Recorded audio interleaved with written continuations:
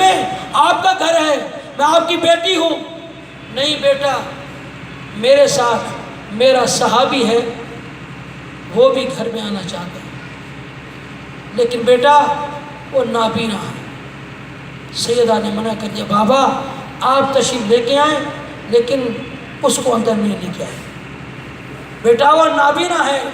سیدہ نے عرض کی، بابا وہ نابینا ہے، اللہ نے مجھے تو آنکھیں دی ہیں، میں نہیں چاہتی میری نگاہ کسی نامحرم پہ پڑ جائے۔ عزیزو دیکھیے، گھر میں رہ کے فاطمہ نے بتلایا، چاہے تمہیں وہ دیکھے یا نہ دیکھے، تمہاری نگاہ کسی نامحرم پہ نہ پڑے۔ اگر نگاہ نہیں پڑے گی تمہیں حق بنتا ہے کہ فاطمہ کی کہلاؤ،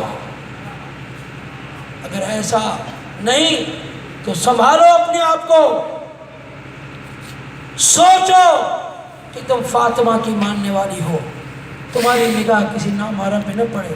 اور اگر سر ننگا ہو، کسی نامحرم کی نگاہ پڑ جائے تو بتاؤ کیا فاطمہ کو منہ دکھلاؤ؟ یہ حضرت زہرا جس نے دین کو بچانے کے لیے اس طرح سے کردار ادا کیا، سیدہ نے جو خطبہ دیا، عجیب جملہ ارشاد فرمایا سیدہ نے دربار میں آ کے کہ ہماری امامت کا فائدہ تمہیں بتاؤں کہ کیا ہے۔ سیدہ امام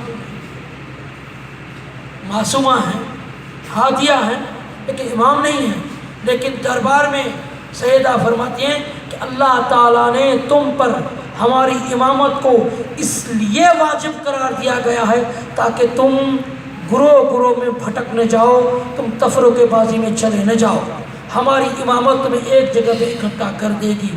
عزیزو، حضرت زہرا اپنے حق کو بھی